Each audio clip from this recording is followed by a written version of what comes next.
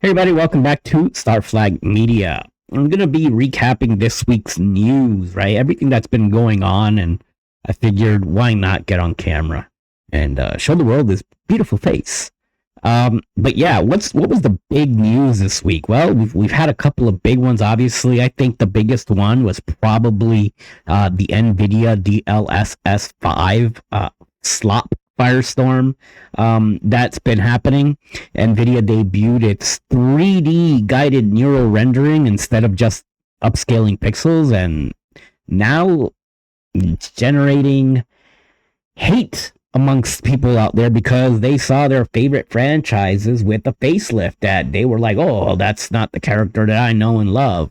My opinion, if you haven't seen that video, it's already recorded, locked, and loaded. My opinion is that this DLSS 5 is actually going to be an amazing next-gen tool for developers when they're creating brand new games using this technology. Why?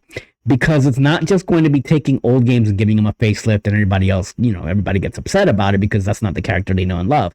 But when it's a new design or a new character or a new IP using this technology, the lighting and everything that we were shown, the environment, it's going to be a big improvement over what we actually have. In my opinion, it's actually a next gen improvement. What do I mean by that? Well, if you really want to get technical, games really didn't make a huge graphical leap between the PS4 and the PS5. They just haven't. Yes, we've got better ray tracing. We've got better frame rate, right? But really, performance has been the jump this generation versus that visual graphical leap that we were used to seeing when we went from, say, NES to SNES to N64 was a giant leap. Then we went to GameCube, and then GameCube went into the HD era with the Xbox 360, and you were seeing big jumps in graphics. And then the PlayStation 4 came out, and we've kind of peaked. And yes, again, we've gotten better performance out of it, but this DLSS 5, in my opinion, is actually next generation graphics. It looks cool.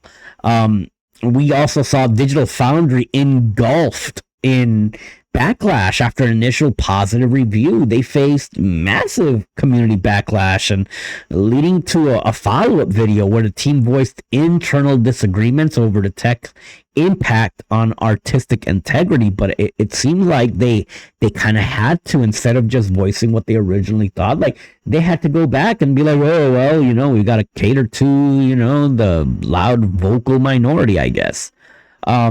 What else happened? Well, the next big thing, of course, was showing off Project Helix. They didn't show it off, but more in-depth analysis of Project Helix from Microsoft and Xbox, the console PC hybrid thing, hardware leaks, specs for the next Xbox were shown off. Native streaming support leaks confirmed that Helix will natively run PC storefronts like Steam and GOG. Positioning itself as pretty much a luxury enthusiast product, so it's not going to be for the faint of heart. There's going to be some sticker shock. Analysts are pegging the system at $899 starting, guys. That's going to be your Xbox. There's going to be an Xbox mode for Windows. Microsoft is scrubbing the "This is an Xbox" campaign. It's completely gone.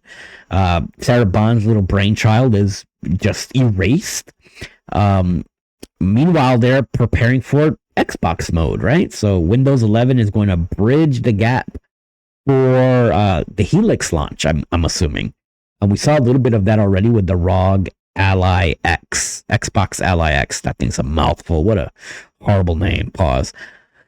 And then we had Valve. Valve released some very deceptive statistics and, of course, delayed their hardware. So the GDC revenue controversy, Valve faced a dragging on social media after presenting a chart claiming that more games are finding success. And critics pointed out that the data ignores inflation and that only 8.5% of new games released in 2025 actually made more than $100,000. And that makes sense when you think about it. There's over 20,000 games released on Steam a year. Yeah, people are just going to get lost in that shuffle between all the indie games and AAA titles and AA titles. It's just impossible. So, yeah, their numbers are fluffed for sure. Then again, we come towards the news that the Steam Machine 2 is delayed. The second generation Steam Machine has been pushed from early 2026 to a vague later this year due to global AI-driven RAM and storage shortage. SteamOS 3.8, despite the delays, the latest SteamOS preview was added initial support for upcoming Steam Machine hardware, confirming that the 6-inch GameCube design is still the target for it. But are you willing to pay $700 for a machine that is less powerful than a PlayStation 5? I'm not. I don't care if it is a PC, but if it's less powerful and it's running SteamOS, on top of that, it's Linux, and it's not going to be fully backwards compatible with every Steam game, it's a hard sell for me for anything over $599. And then we had the GDC AI Rift. A survey revealed that only 7% of industry workers believe generative AI is, quote, good for gaming. And I don't blame them because, let's be real, it's probably coming for their jobs. While major investors, on the other hand, expressed being shocked and sad that developers are demonizing the tech. Well, yeah, because you guys want it to be cheap labor and quick, fast results. I mean, I kind of get it. These games cannot continue to balloon in budgets.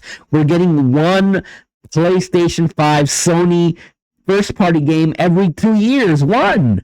That's ridiculous. And if it flops, like Concord, entire studios go under. You can't have that happen.